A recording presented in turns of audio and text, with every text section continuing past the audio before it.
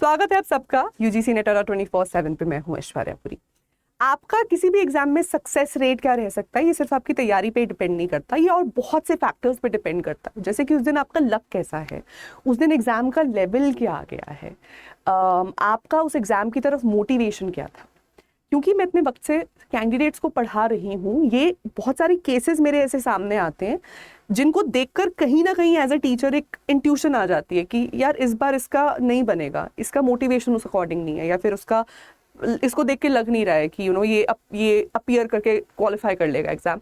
कुछ कैंडिडेट्स बहुत कम वक्त में भी तैयारी करते हैं, बट उनको लेकर एक सिक्स सेंस रहती है कि पता नहीं इस एग्जाम में इसका क्लियर हो जाएगा। तो आज के सेशन में मैं हाइपोथेटिकल कोई बात नहीं करूंगी, बिल्कुल फैक्ट्स पे बात करूंगी। किन कैंडिडेट्स को कौन से एग्जाम में अपीयर करना चाहिए, किस एग्जाम को ट्रायल बनाएं, किसको सीरियस बनाएं, क्या करना चाहिए क्या नहीं। अगर इस जद्दोजहद में फंसे हुए हो तो ये सेशन को जरूर एंड तक देखो। सबसे पहले बात कर लेते हैं हमारे पास सेशंस कौन कौन से हैं। दिसंबर में कोई हमारे पास एग्जाम नहीं, एग्जाम शुरू हो रहे हैं आपके 3 जनवरी 2025 से। तो कहने को तो दोनों एग्जाम्स ही 2025 में हो रहे हैं, बट हम साइकिल ये दिसंबर मान के चलेंगे। सो क्वेश्चन आज का वीडियो में यही है कि 2024 ये जो दिसंबर साइकिल है इसके लिए अपीयर करना चाहिए, 2025 में अपीयर करना चाहिए। अच्छा, दोनों के प्रोज एंड कॉन्स कुछ रहते हैं दोनों ही अटेम्प्ट्स में, पेपर्स में। 2000 जो अभी आपका जो 24 वाला एग्जाम है दिसंबर वाला, जो आपका जनवरी में होने वाला है, इस एग्जाम में क्या है, अभी हम पुराने सिलेबस के अकॉर्डिंग चल रहे हैं। प्लस अभी कह रहे हैं एनटीए भी जो है गेम से बाहर होने वाला है, तो एनटीए का क्या रहेगा उसको लेके भी नहीं पता। तो करंट पैटर्न पे चलता हुआ ये हो सकता है अपने को आखिरी एग्जाम देखने को मिले। तो बहुत बेनिफिट है उसमें कि आप जो करंट तैयारी अपनी आपकी लंबे वक्त से अगर चल रही थी, तो उन कैंडिडेट्स के लिए तो जनवरी में अपीयर करना जरूरी है। मतलब आप थोड़ा भी डीमोटिवेट भी फील कर रहे हो, फिर भी आप एग्जाम जरूर दे आओ, क्योंकि एग्जाम का पैटर्न जो है आपको हो सकता है फॉर द लास्ट टाइम काफी आइडेंटिफाइबल देखने को लगे। इसके बाद हो सकता है एग्जाम का पैटर्न काफी चेंज देखने को मिले। क्योंकि अगर हम बात कर रहे हैं जून 2025 के अटेम्प्ट की, उस वक्त तक बहुत सारे चेंजेस इस सिस्टम में आ चुके होंगे और उनको लेकर मेरे कुछ कंसर्न्स भी हैं। उस कंसर्न्स को भी मैं रेज कर देना चाहती हूँ आज इस सेशन के माध्यम से। सबसे पहले, क्या एनटीए ही एग्जाम करवा रहा है? नहीं, अभी हाल ही में उन्होंने कहा है कि हम अपने एग्जाम जो है सिर्फ हायर एजुकेशन के एंट्रेंस एग्जाम्स करवाएंगे, रिक्रूटमेंट एग्जाम कोई नहीं कराएंगे। अब विकिपीडिया वगैरह पे आपको सोर्सेज में वो जो भी क्लैरिफिकेशन देखने को मिली हो, देखिए एनटीए की ऑफिशियल वेबसाइट पे उन्होंने किसी भी एग्जाम को किसी कैटेगरी के अंदर नहीं डाला है। जैसे कि कुछ एग्जाम्स के आगे रिक्रूटमेंट लिखा है तो उनको तो वो गारंटी नहीं करवाएंगे।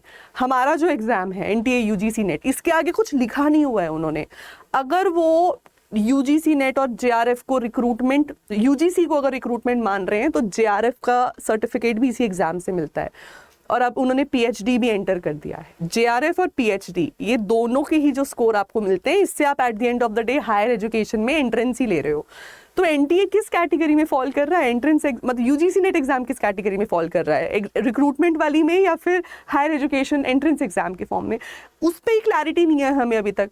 उस पर फिर एनटीए कह रहा है कि हम पता नहीं होंगे या नहीं होंगे। अब एनटीए नहीं होगा तो कौन होगा? बड़े चेंजेस देखने को मिल रहे हैं।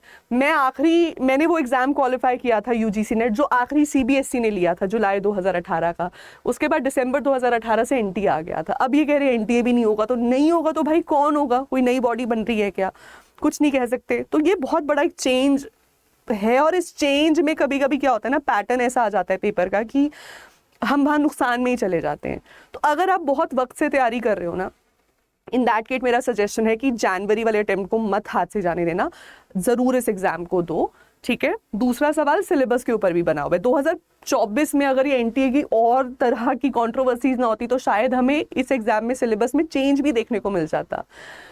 तो मुझे हंसी आ रही है ये सोचकर कि अब से 1 साल पहले भी मैं खड़े होकर यहाँ पर ऐसी वीडियो बना रही थी जहाँ पर सिलेबस चेंज की बात कर रही थी। आज फिर से मैं खड़े होकर यही मुद्दे पे बात कर रही हूँ, और सिलेबस अब तक चेंज हुआ नहीं है।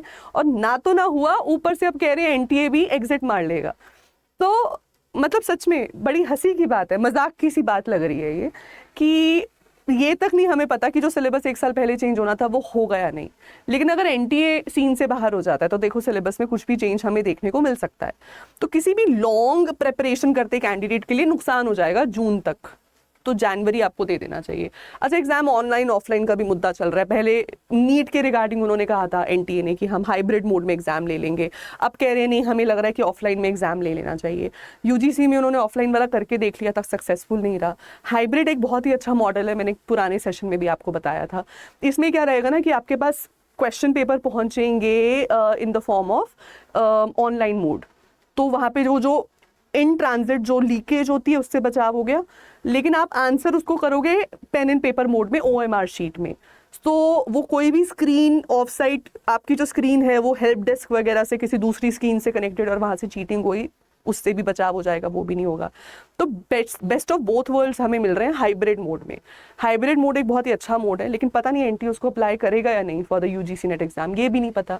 और फिर अगर आप इतने सारे चेंजेस लेकर आ रहे हो, इतने सारे चेंजेस के बाद डिफिकल्टी लेवल पेपर का प्रिडिक्ट करना मुश्किल हो जाता है।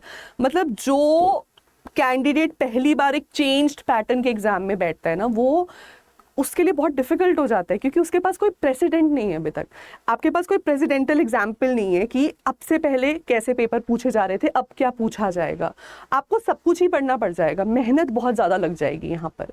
तो किसी भी ऐसे कैंडिडेट के लिए जो बहुत ही सीरियस है अपना नेट क्वालिफाई करने के लिए या JRF लेने के लिए, उसको अगर उसके पास मतलब 30-40% भी आपका सिलेबस प्रिपेयर्ड है ना, इन दैट केस मेरा सजेशन आपको यही रहेगा कि आप डेफिनेटली इस एग्जाम के लिए अपीयर करें, ठीक है, और इसको अपने प्लान बी की तरह बना के चलो कि कोशिश करो यहाँ तक पहुँचना ही ना पड़े, इसी में आपका सिलेक्शन हो जाए। और मैं 30-40% इसलिए कह रही हूँ क्योंकि नेट में लक का फैक्टर बहुत बड़ा रोल प्ले करता है। मतलब उस दिन फाइनल एग्जाम के दिन आपका पेपर कैसा पूछा जाता है, किस तरीके के सवाल बन गए, आपने जो यूनिट्स प्रिपेयर किए थे वहीं से ज़्यादा सवाल बन गए, पेपर 1 में आपने एक्स्ट्रॉर्डिनरीली वेल परफॉर्म कर दिया, बहुत सारे फैक्टर्स रोल प्ले करेंगे। मैं एक और चीज़ हमेशा अपने सभी कैंडिडेट्स को बोलती हूँ, और अगर ये सब कॉन्ट्रोवर्सीज ना हो रही होती ना तो मैं कहती कि यार 1 महीना भी पड़ा है तो ट्रायल दे दो, लेकिन अब मैं इन सब फैक्टर्स की वजह से फिर से आपको बोल देना चाहती हूँ कि अगर 20 दिन भी पड़ा है ना तो भी एग्जाम दे दो, बिकॉज जून तक पहुँचते पहुँचते क्या क्या हो जाएगा कुछ नहीं कह सकते, और तब जाकर फिर रातों रात ये कह दें कि नहीं हम तो पैटर्न भी बदल देंगे, हम तो सिलेबस भी बदल देंगे, हम तो ये भी कर देंगे, वो भी कर देंगे। हमने उन पचड़ों में पढ़ना ही नहीं है। हमने क्या करना है, हमने कोशिश करनी है कि हम यहीं पे अपना सिलेक्शन ले लें। तो मेरे हिसाब से इस वक्त सभी कैंडिडेट्स को, ठीक है, जो एटलीस्ट 3 मंथ से पढ़ रहे थे, इसको अपना सीरियस अटेम्प्ट मान के चलना चाहिए और इसको प्लान बी की तरह छोड़ दो। और अगर आपने 10-15-20 दिन भी पढ़ाई की है लेकिन फॉर्म भर दिया था, तो डेफिनेटली इसको एक ट्रायल अटेम्प्ट की तरह लो। एग्जाम लेकिन ज़रूर देने जाना, ये मत सोचना कि 20 दिन की पढ़ाई है तो एग्जाम नहीं देने जाऊंगा, एग्जाम ज़रूर देने जाना, ठीक है। और अगेन इसको in that case also plan B की तरह लेकर चलो। बेसिकली आपको एक ऐसी स्ट्रैटेजी की ज़रूरत है इस वक्त अपनी लाइफ में, आपको एक ऐसे विजन की ज़रूरत है जहाँ पर आप किसी भी सूरत में जनवरी वाले एग्जाम में अपीयर कर ही रहे हो और उसमें अपना बेस्ट से बेस्ट परफॉर्मेंस दे रहे हो, और वो बेस्ट भी नहीं काम आया, फिर तो मान के चलना कि किस्मत को कुछ और ही मंजूर था और वो आपका जून में ही करवा देगा। तो इन दैट केस किस्मत पे छोड़ देंगे जून वाले अटेम्प्ट को। लेकिन जहाँ पर आपकी श्रद्धा लग रही है, आपकी मेहनत लग रही है और आपका विजन है और आपकी मेडिटेशंस हैं, वहाँ पर मैं कह रही हूँ दिसंबर वाले ये जो अटेम्प्ट यानी जो आपका अभी जान में होने वाला है, इसको अपना मेन मान के चलो प्लीज़, और यहीं पर सिलेक्शन लेने की पूरी कोशिश करो। अच्छा, आपको अगर इन दोनों बैचेस, इन दोनों एग्जाम्स की तैयारी एक साथ करनी है, यानी इस वाले एग्जाम की भी और अगले एग्जाम की भी, इन दैट केस हमारे पास बहुत अच्छा एक बैच का भी ऑप्शन है which is our mega packs, सभी सब्जेक्ट्स में अवेलेबल है। इसमें फ़ायदा ये मिल जाएगा कि आपको जो करंट हम इसके लिए पढ़ा रहे थे उस बैच का भी पूरा फाइल एक्सेस मिल जाएगा, PDFs भी मिल जाएंगे, रिकॉर्डिंग्स मिल जाएंगी, कोई लाइव क्लास चल रही है उसका भी एक्सेस मिल जाएगा। इसके लिए हमने स्पेशल क्रैश कोर्सेज भी लॉन्च किए थे, आपको उसका एक्सेस भी मिल जाएगा। तो लास्ट मिनट प्रिपरेशन रिविजन करने में बहुत मदद होगी, ठीक है। और प्लस अगर यहाँ पे हो गया सिलेक्शन, वेल एंड गुड, नहीं हुआ तो उसी बैच से आप इसकी तैयारी फ्री ऑफ कॉस्ट कर लोगे, इसकी तैयारी फ्री ऑफ कॉस्ट हो जाएगी। प्लस इसमें जो टेस्ट सीरीज़ वगैरह, मॉक टेस्ट है, बुक्स हैं, वो सब भी फ्री में मिल जाएंगी, ठीक है। तो काफ़ी बेहतरीन ऑप्शन है आपके पास। मैं संडे को आज ये खास इसलिए बताने आई थी बिकॉज डबल वैलिडिटी शुरू हो गई है, आपको एक ही बैच में दोनों क्लासेस मिल जाएंगी, डबल पेमेंट नहीं करना है। इन बैचेस में जुड़ने के लिए आप नीचे दिए गए नंबर पे कॉल कर सकते हैं या फिर ADA 24/7 की एप्लीकेशन और वेबसाइट पर जाकर भी इन बैचेस में जुड़ सकते हैं, ठीक है।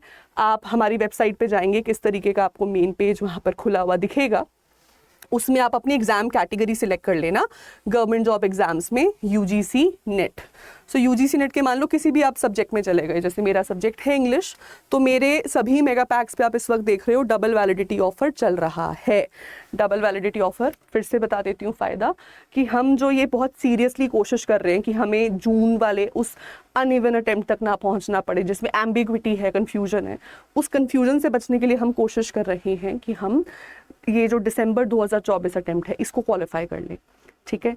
और उसके लिए आपको इन क्लासेस जो हमने ली हैं पिछले 6 महीने में इस बैच के लिए, इस एग्ज़ाम के लिए, उसका पूरा एक्सेस मिल जाएगा। आप उससे अपनी रिवीजन कर लो लास्ट मिनट, तो काफ़ी फ़ायदा मिल जाएगा आपको। कोशिश हम रखेंगे सिलेक्शन इसी में हो जाए।